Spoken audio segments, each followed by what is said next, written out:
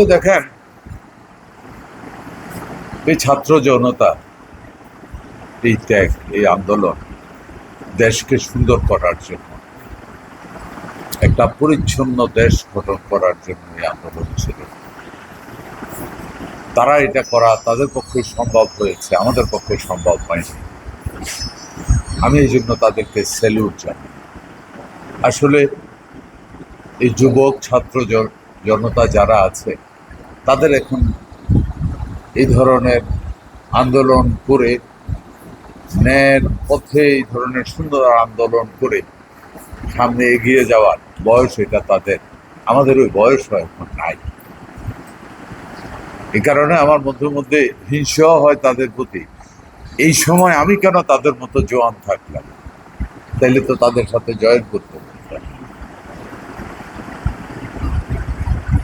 কিন্তু এই আন্দোলনটার পরে এখানে ছাত্র জনতা যেই জন্য আন্দোলন করেছিল, একটা সুন্দর, সুশৃঙ্খল, পরিচ্ছন্ন, নিয়মতান্ত্রিক বাংলাদেশ করার জন্য।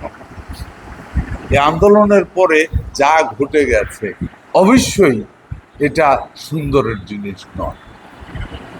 এবং আমি ব্যক্তিগতভাবে একটু আগে আপনারা দেখছেন, আমি পুলিশ লাইনেও ঘুরে আসছি।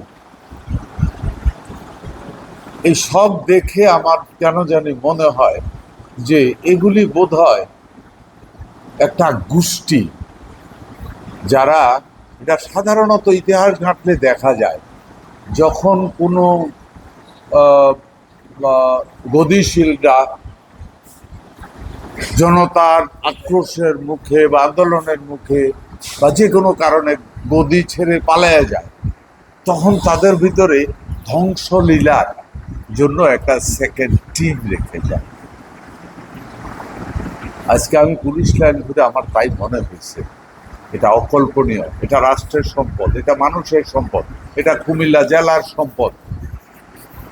এইভাবে গাড়ি পোড়ানো হয়েছে, সব কিছু ধ্বংস করে দেওয়া হয়েছে।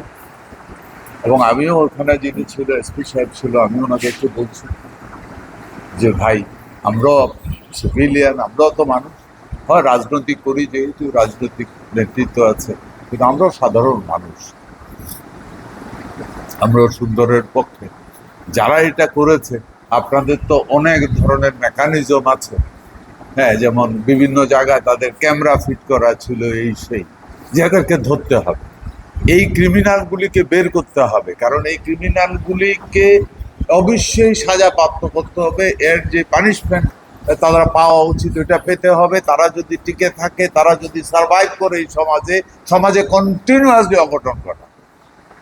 সুতরাং এদেরকে দলীয়ভাবে আমরা প্রত্যেক দিন মিটিং করতেছি। আজকেও আমরা মিটিং করে সমস্ত নেতৃবৃন্দদেরকে আমরা স্পষ্টভাবে বলে দিয়েছি যে সবাই যে যেখানে আছে সেখানে থেকে যেন আইন শৃঙ্খলার অবনতি না হয়, ওইদিকে নজর রাখার জন্য। আর আপনি দেখেছেন আমাদের প্রাক্তন প্রধানমন্ত্রী, আমাদের দলের চেয়ারপারসনের বক্তব্য যেটা দিয়েছে, আমরা হানাহানিতে বিশ্বাস করি না, আমরা উশৃঙ্খলতায় বিশ্বাস করি না, আমরা প্রতিহিংসায় বিশ্বাস করি না।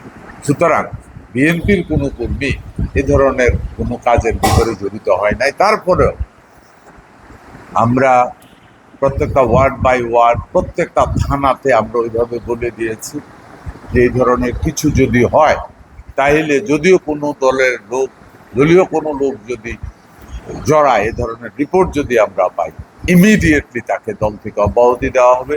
শুধু দল থেকে অব্যাহতি নয়, তাকে সামাজিকভাবে আমরা বয়কট করব। সামাজিকভাবে বয়কট বলতে যেটা বুঝায়, আমরা যা বুঝাইছি যে দল থেকে অব্যাহতি, কিন্তু সে তো আগে বিএনপি করতে, এরকম একটা ভাব নো। এই ধরনের কেউ যদি জড়িত হয়ে যায়, আমরা যদি প্রমাণ পাই, তাহলে সামাজিক বয়কট মানে আমরা যারা আছি তারা এবং ওই সমাজের লোকদেরকে বলা হবে তার সাথে কথা নাই, তাকে দেখলে অন্যদিকে ফিরে থাকবো। কারণ সে মানুষের চেহারা একটা জন্তু, তার সাথে কথা বলা ঠিক হবে না।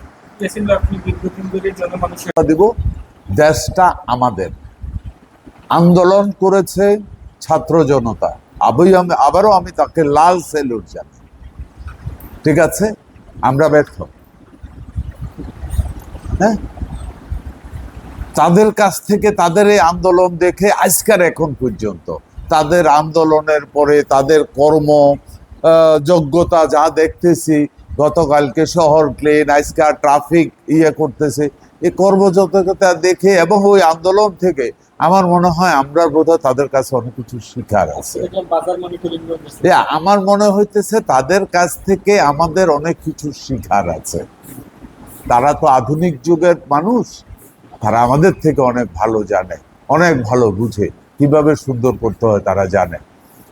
এই সমাজের ভিতরে যে কোনো, আবারও একই কথা আমার রিপিট হচ্ছে, সমাজের ভিতরে যখনই এই ধরনের কোনো একটা ক্রাইসিস হয়, ক্রাইসিস মুহূর্তে কিছু কিছু লোক এই ধরনের উচ্ছৃঙ্খলতা করে, সুযোগ নেয়। এটা বিশ্বব্যাপী। আপনার মনে আছে নিউ ইয়র্ক, আমি এই যারা এই অন্যায় করেছে, তারা অন্যায় করি, তাদের সাজা চাই, অবশ্যই তাদেরকে খুঁজে আমাদেরকে বের করতে হবে। যা হয়ে গেছে তা হয়ে গেছে, আগামী দিনে যেন আর একটা অঘটনও না ঘটতে পারে। এই জন্য আমি কুমিল্লাবাসীর কাছে, সবার কাছে, প্রতিটা সচেতন মানুষের কাছে আমার বিনীত অনুরোধ থাকবে, আসুন আমার আজকের একটাই স্লোগান হোক, দেশ আমার, এই দেশকে নতুন করে গড়তে হবে আমাদেরকে। যেখানে এই ধরনের অন্যায় দেখবেন সেখানেই আমরা প্রতিরোধ করে তুলব। এটা দল, মত, বর্ণ, ধর্ম নির্বিশেষে এই দেশ সবার, এই দেশ কারোর একলা নয়। এটাই আমার অনুরোধ থাকবে পুরা কুমিল্লাবাসীর কাছে।